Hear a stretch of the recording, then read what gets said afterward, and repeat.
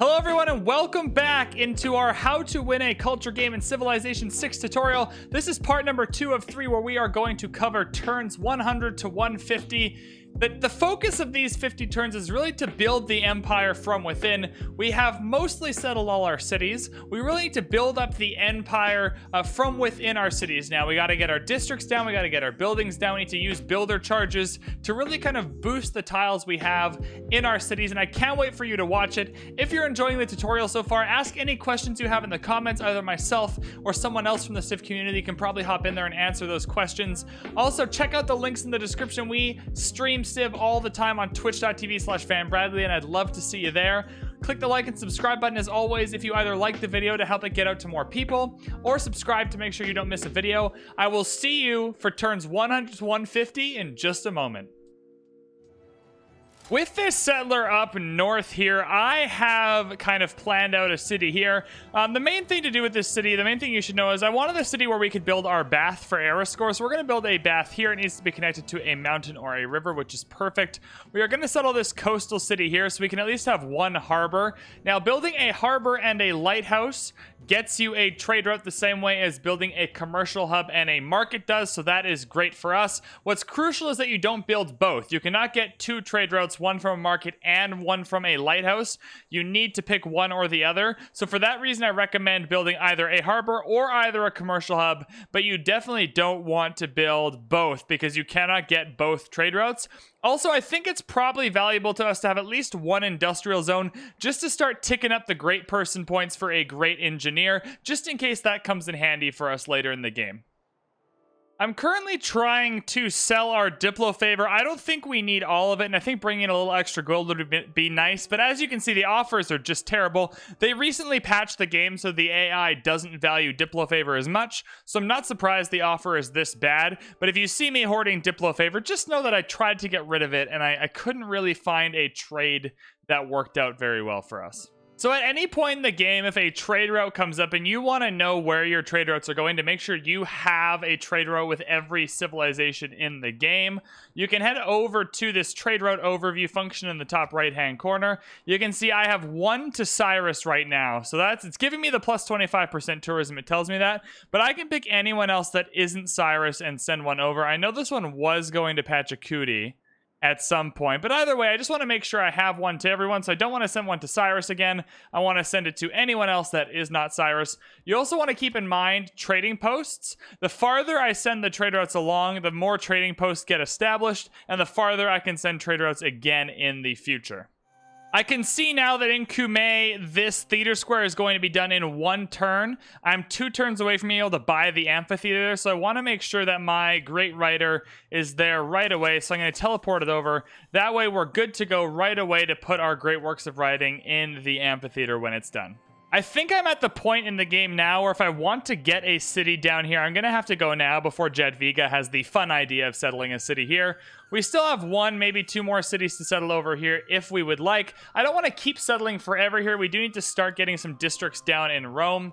But this is the best time to build settlers. The earliest you can settle your cities is always the best time to settle them in most games. And so I think we're going to send one over here and maybe build one more to set over here, and then we'll probably be finished in terms of city building and planning. I'm going to grab a trader in Kume. I know I'm going to buy the amphitheater here, and it's critical that we get trade routes with everyone in the game. I'm going to keep saying it because it's that important, but getting these traders is very, very, very, very worth your time to do. We have a lot to chop up here in Setia. We gotta get rid of the copper. We gotta get rid of the rainforest here. We're gonna have to get rid of both sets of these woods if we want to build these districts here. So it's really, really important that we move Magnus over to get the most out of these chops. Scotland is happy with us now. We have another friend. Hooray! In Kumai, we are ready to buy our amphitheater, so we shall purchase the amphitheater right there and get our great works of writing right away. You'll see our tourism numbers are going to jump, and the second we hit printing, they are going to jump even... This is the wrong tree, you idiot. They are going to jump even farther once we get to this boost, which provides extra tourism yields from great works of writing.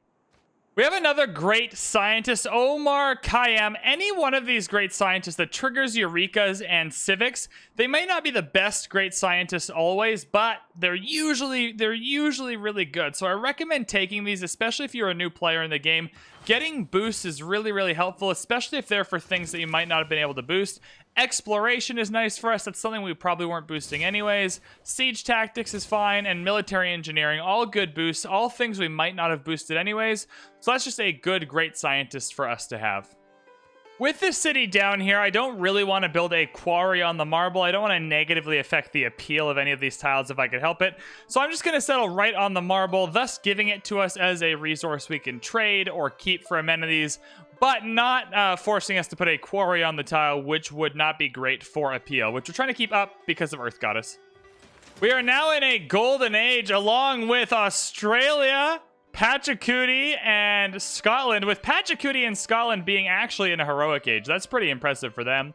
Like I said last time, maybe I got cut out of the video, but if everyone's in a dark age together, it usually means people are going to be moving to golden ages together or regular ages. People, especially on this difficulty, tend to move in the same area. Monumentality would typically be good for us. I don't think our faith income of +6 is enough for monumentality to be amazing. I think free inquiry might be good here. Eurekas provide an additional 10% of technology costs. Commercial hub and harbor districts also provide science. So while monumentality would be really nice for us, I don't think our faith economy right now justifies it.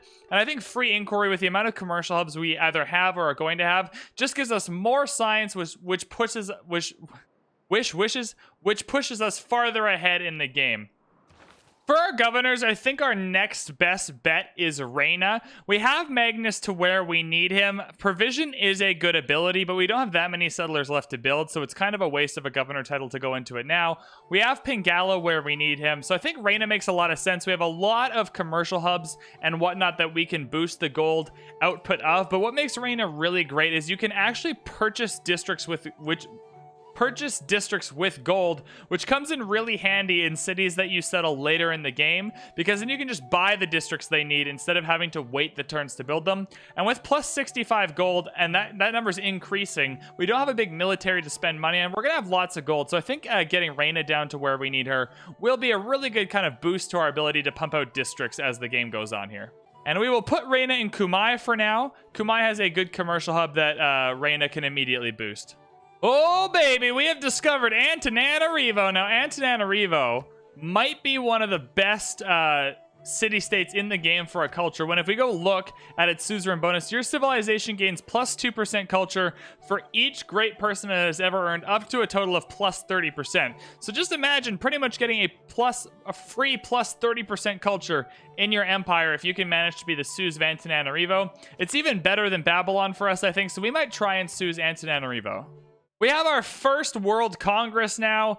There's not a lot I really care about here, so I'm not going to waste any of my Diplo favor. I'll save it until there's something I care about a little more. But otherwise, we're just going to put one vote into something that's good, and we'll see what happens. But nothing really bad can come from this for us, and so I don't see the need to waste our Diplo favor.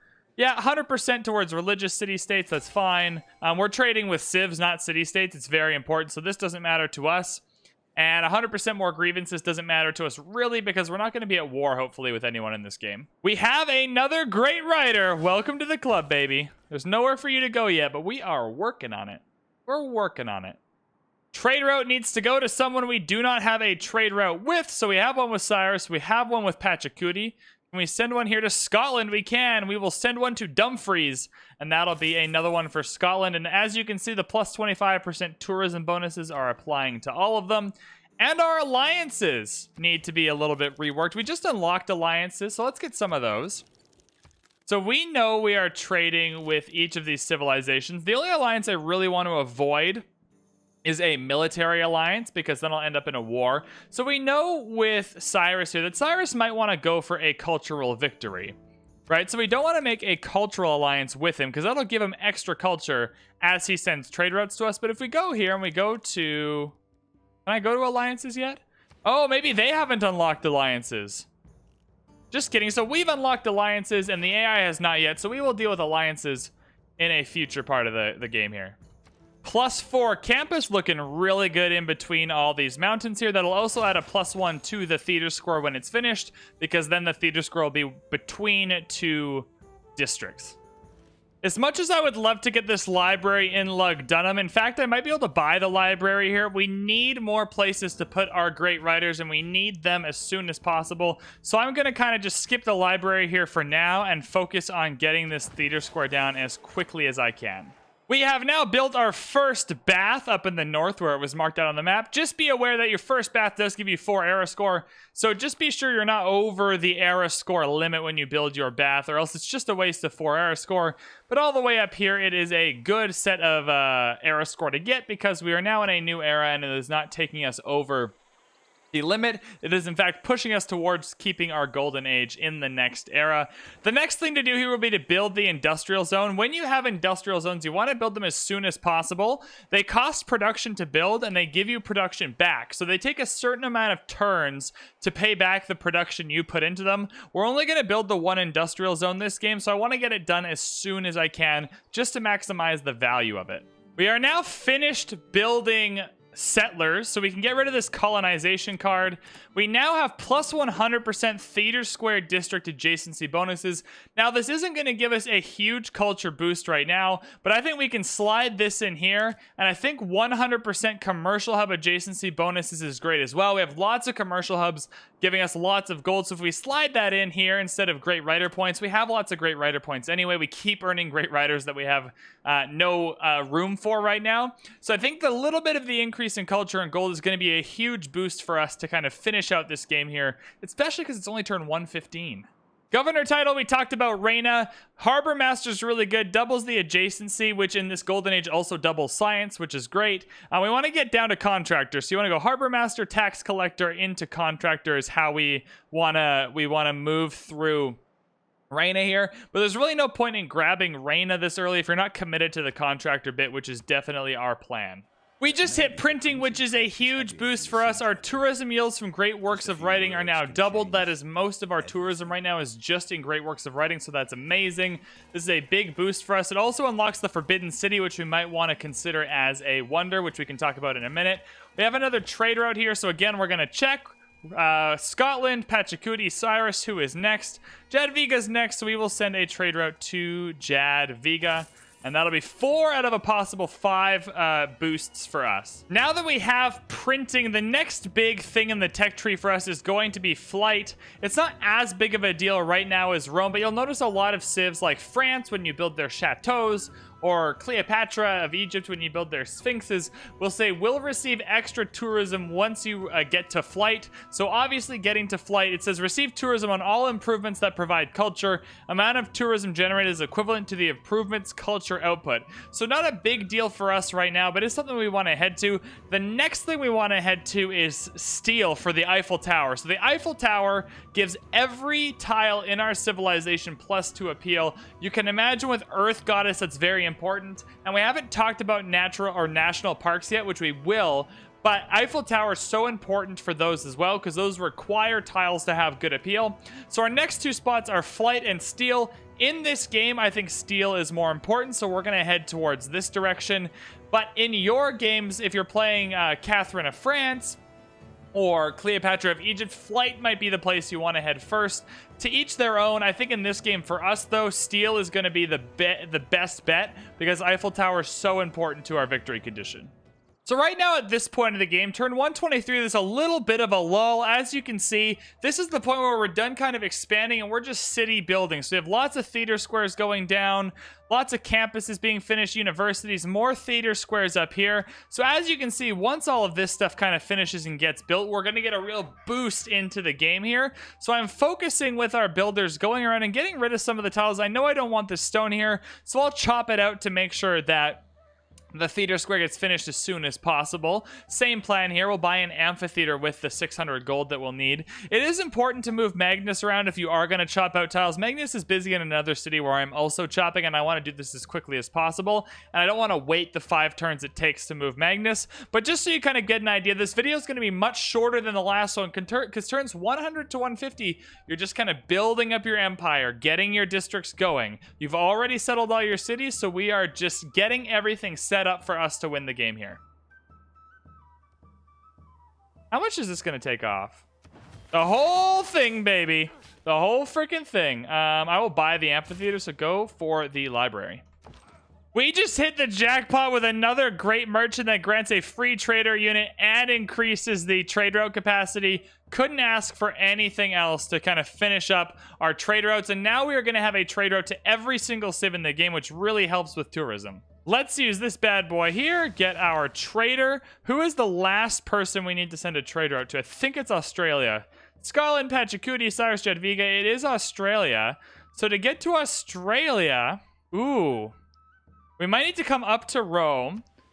And let's see if it hops trading post. If it goes to Rome, hits Cuzco, and gets a trading post, then we'll be able to trade with Sydney. So we're going to try that and see if it works. We have hit a pretty big milestone with humanism here. Humanism is really important because it gives you art museums and archaeological museums, which you will need for a culture victory.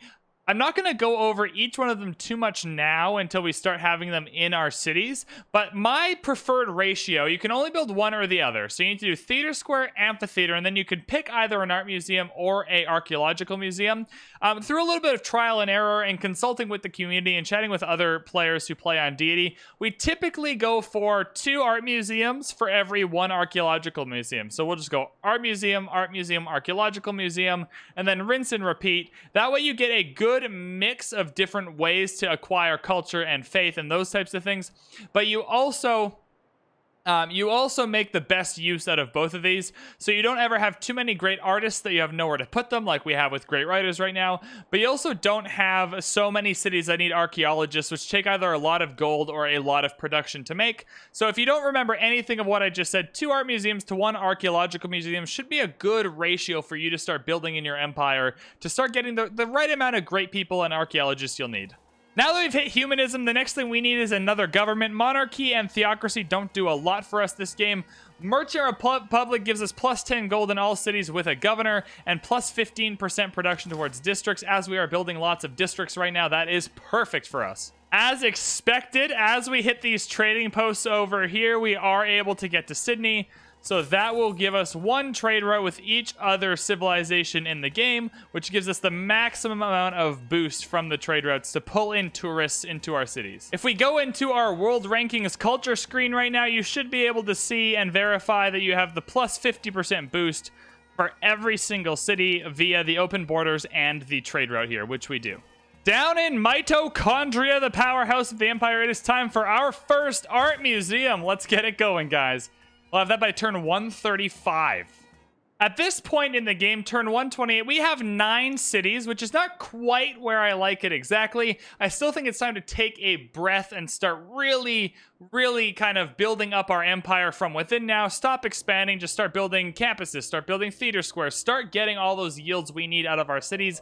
I wouldn't be surprised if we get 2 more settlers, though. There's a little bit of land over here that's making a lot of sense for us to settle. Just a really good area over here that no one else is really going to get to, I don't think. And we also need one more city, probably down in the Arctic somewhere. I'm not sure how we're going to do that, but you need to have a city kind of dedicated to national parks. You can usually settle a city that there's no districts, no nothing, just national parks, and you can usually get 2 or 3 of them in a city. I'll show you that when we get there, but it is something to think about that we're probably still looking at 2 more cities, but it's good to keep in mind how many you have, how many you're looking for. That way, as the game plays out, you can understand how things are kind of functioning within it.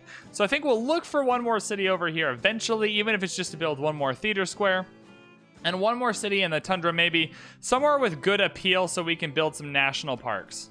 We just had a desert storm / drought come through here, which is really just so rude. So we're going to have to repair literally everything on these tiles, which really sucks for us. This is not great. Not what I wanted. All right, so now I just checked our victory screen, and as you can see, we have the number of tourists that we need here. So the way this works is you need 1 more tourist than the greatest amount that isn't you. So right now I'm 47, right? And the greatest amount that isn't me is 33 from Pachacuti, so I need 34 visiting tourists, right? But Pachacuti and Cyrus and John Curtin, the greatest amount that isn't them is me. right, at 47. So they need 48. So that is why I have a lesser number than they do. And just by virtue of having tourism and making my empire nice and pretty, their people are starting to collect. So we need as much tourists. We need to match this left number to this right number, and then we win the game. So we're at 4 out of 34 at the moment, which means we're on a good pace. We are at a good start. We are collecting tourists to our empire to win a culture game. So the AI is now caught up enough that they have also researched alliances. So we're going to offer some alliances to some of the AI here. Alliances automatically come with open borders. So if you have an alliance with someone, you don't need to have open borders with them to get that benefit. I'm going to start with Cyrus. I know I don't want to offer him a cultural alliance here, because that way when he trades with us, he's going to get a little bit of extra culture, which isn't great. I want to keep his culture down. Let's go for a religious alliance. I don't really think he has a religion. If he does, he's not really going for it. The main reason we want an alliance is it prevents him from doing anything negative to us, really. We get a little bit of gold out of the deal too, but we also get more diplo favor for having the alliance and more diplomatic visibility, which is a more obscure thing that we can talk about later or not talk about later. I wouldn't really worry about it, but I'm going to get some alliances with some of these guys. Oh, and we're going to get some boost too.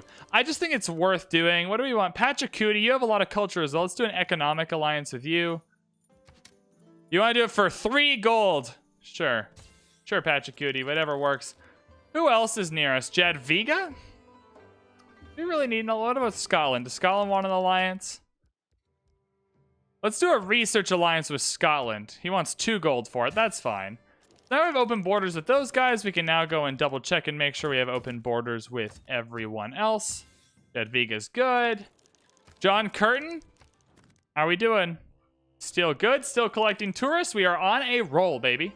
I have 2 art museums going, so it is time for the archaeological museum now. I'm going to go 2 art museums for 1 archaeological museum. So in Mitochondria here, we're kind of maxed out on our districts. We have our campus, commercial hub, and theater square. We have all the buildings for them. We can build another district here. I'm thinking about a holy site, as we're going to need to start stepping our faith up. But there's so many cities here. Like, look at how naked these cities are right now. None of the tiles are really being worked. There's still so many chops left. So I think while we have a very high production city that doesn't really have a lot to do, I think we should just build a couple builders here and send them out into the world. Maybe just 2 of them. There's so many tiles here that can be worked, chopped, just anything. And it's really that point of the game where we're trying to ramp up the cities we already have, and building districts is part of that, but so is taking care of the tiles that you're going to need to really boost your empire here. So I think it's a good use of time, even though we have another district available for us. We have uncovered Merchant Republic, which gives us a new government, makes building districts a little bit easier, and gives us another chance to rework our policy cards here. So we definitely want campus, theater square, and commercial hub adjacency. Those are staying. In terms of our military policy slots, there's not a lot I'm super keen on. Walls do give you tourism, though, right? Having a high amount of walls in each city does give you tourism. So I'm a little bit partial to put the limes card in wherever that is. Limes plus 100% production towards defensive buildings. That way, if a city doesn't have a lot to do, we can actually put limes in there, and it'll allow that city to build walls really quickly. It's not a lot of tourism. It's not the end of the world, but it is another avenue for us to collect tourism. It's kind of like having different revenue streams. You want to have different tourism streams if you can. I'm pretty prepared to double down on gold at this point. Gold is going to be so valuable for us. Being able to just buy buildings straight up in cities is going to be amazing. So I'm going to put Merchant Confederation here. We have a lot of envoys in there. We're almost done boosting Reina, which means Amani can be next, which is great for us. I think Merchant Confederation is a great opportunity for us to just really boost our gold even that little bit farther. Now that we have our government, the next place we want to head is Enlightenment. I really want Rationalism, this policy card that gives us extra science in campus in campus districts. Also gives us a little bit more if the population is above 10, which a lot of our cities will start to hit fairly shortly. Past that is opera and ballet, where you have the Bolshoi Theater, which can be great for us. 2 envoys and the same card, but for culture. So it gives you extra culture in all your theater square districts, which is really helpful for us to boost our science and culture even higher. So we're going to go to the Enlightenment and 2 opera and ballet, all of which we have boosted, which means we're going to get there very quickly within, 12 turns. By the time we even hit 150, we'll have opera and ballet, which is amazing. Same strategy as always here. We have Ostia with a theater square that is finished. I will buy the amphitheater right away. and allow our great writers to keep drinking alone by moonlight. My favorite story. It's also my favorite hobby, right? And so we're just going to keep collecting great works, keep putting them in the cities, keep bumping up that tourism as high as possible. By turn 150, I would really love it if we had more than 150 science and culture per turn, so we've kind of lapped ourselves. We're getting more science and culture per turn than there are turns in the game. I've done this earlier than turn 136 before, much earlier, but this is still a good pace for us. But by turn 150, that's kind of what I'm hoping to get to, as well as we're going to need about, right, I guess we're not going to need it on Prince, but I want to get this tourism number eventually up to 1,000. Right, 1,000 tourism puts you far and above the AI, which is exactly where we want to be for a tourism win. So that 41, it looks really high for right now, but it's actually quite low, and we need to keep boosting those numbers up as quickly as possible. We have loyalty flipped Gnizo from Jadviga. I'm so sorry, Jadviga. That was very rude of us. But our loyalty is strong. The people love us in Gnizo here. Anytime you have a city, you have to either keep it or free it. If you refuse the city, it just goes back to being a free city. It doesn't get raised as if you had captured it, and then Cyrus will have the next chance to loyalty flip it. I think in this case we're going to want to keep it. It has a campus, it has a bath kind of already built for us, it has double niter if we ever want that. It's really not the best city, but it already has a built-in campus, which is going to put our science number up, so we might as well keep it. And then in this city here, there's a lot we can build. I'm just going to pump that science number up just a little bit more with a library, and then we'll work on what else we can do here in this city.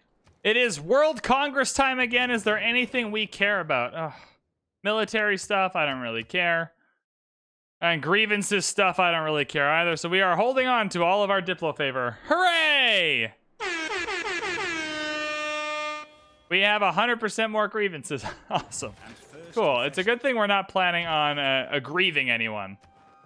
I think it's time that we pumped up our faith numbers a little bit, so we are going to start building a holy site here. We need to start accumulating quite a bit of faith. Now, Eiffel Tower is going to do a lot of the legwork for us on that front by giving 2 appeal to every tile. We'll have a lot more Earth Goddess tiles to work with, but +8's not really good enough, so I think it's time to put a holy site down here. As well as we need to be careful, we're 10 turns away from a Dark Age, so we need to find 6 era score, and building our first +3 holy site. That's not even a +3. Either way, building our first +3 holy site is going to give us some era score. Maybe I need to find it in a different city. I just lied to you. This is not going to give it to us, but it's good to be thinking about these things because we're going to need to find 6 era score here in the next few minutes. We have acquired our first great artist. We will send it right away into a place that has an art museum. If you don't know where your art museums are, you can just check here. Mitochondria is the only place right now that we can put great works of art, so we will do that. Ooh, Sistine Chapel ceiling. He's got to put some clothes on, man. That's illegal now. All right, let's go here. So you'll notice that there's a theming bonus here. We're going to talk about theming in a little bit. I already have a theming tutorial on YouTube, so if you want to watch that, I would watch it just so you understand how theming works. But for right now, this one great work of art is giving us 3 culture and 4 tourism, which is amazing. So we have hit the Enlightenment, which means we definitely... Oh, free market's so good as well. Free market is so good as well. Oh boy, oh boy, oh boy. We definitely want rationalism to sneak in there. How many cities have +10 population? 1, close to 2, close-ish to 3. Maybe we just hold off a few more turns before swapping those cards in, just to make sure we're getting the most out of them. Gain 200 gold and +1 envoy is a great merchant, though, so we will snake that guy up.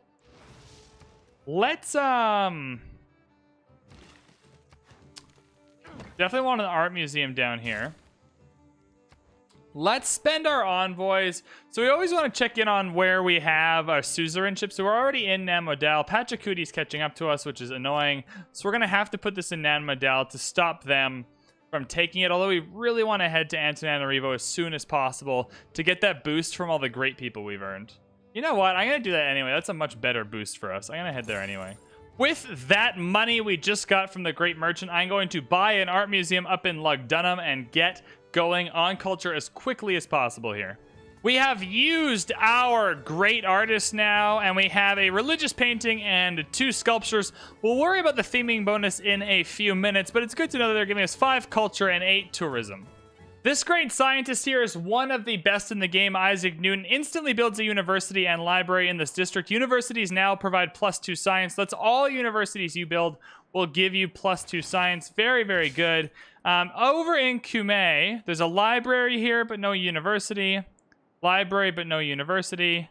This one has both, and I believe this one has both as well. Right? So I think it's worth, even though this would build a library. Ooh, what about Genizo? You know what? We're going to send this one down to Genizo here.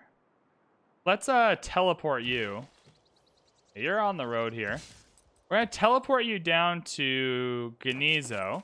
And we're going to put a library here. And instead of building this library, we can go work on something else. I'm going to bring walls in here. Because as soon as the era flips, we're not going to have a golden age anymore. And so the loyalty is probably going to start pushing back against the city. And they might be a little more mad that we took it from them by accident. All right, Isaac Newton doing his thing. That puts us up to 153 science. I said I wanted to be at 150 science and culture by turn 150. And we are on our way. This is a great example of how to use the search function properly. I saw this and I'm like, ooh, Machu Picchu would take 11 turns. Maybe I'm into Machu Picchu, right? I wasn't really thinking about it, but then you search Machu Picchu and you can see that 2 other people are building it. There's one in Passar Gate that looks almost finished. There is one in Sterling that is definitely going to get taken. We can actually see how long it's going to take in Sterling because of our good diplomacy and our diplo service level in there, which is awesome. There's 2 turns left in this Machu Picchu, right? So it lets us know not to try and build it because it's already being built in these other cities. I love it when a catastrophic eruption only erupts on 2 tiles and makes them both better. Classic catastrophic eruption. All right, so this is a big moment for us. We just got Opera and Ballet giving us the era score. We need to avoid a Dark Age here. We're not going to hit the Golden Age at all, but we also got 2 envoys, so we want to head here, which means we are going to be able to get Antananarivo by quite a big margin here. I'm going to go 6 into Antananarivo and 1 into Nan Madal to make sure we keep it. But now that we're in Antananarivo and we get 2% culture for each great person we've ever earned, I think that's the bonus. Exactly. 2% culture for each great person it has ever earned, up to 30%. We are going to be rocketing up our culture right now. 138 to 180. 138 to 180. That's so good. I'm so happy right now. If we are building archaeological museums, we are going to need archaeologists to work those museums, which is up here. That is going to get boosted as we are currently building one.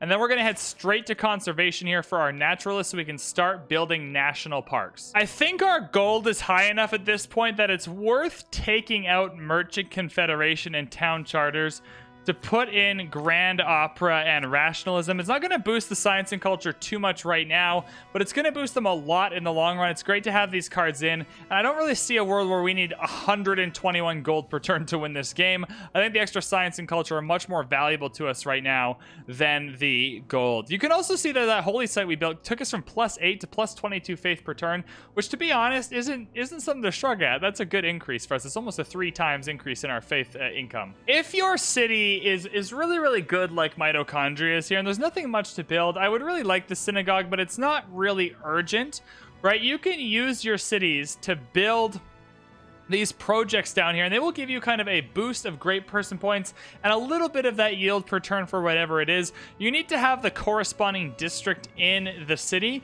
Right now we can go theater square festivals and get a little more culture and a little more great writer, great artist points. We can go campus research grants for a little more science and great scientist points, which can be really, really helpful in kind of helping you accelerate toward a win here.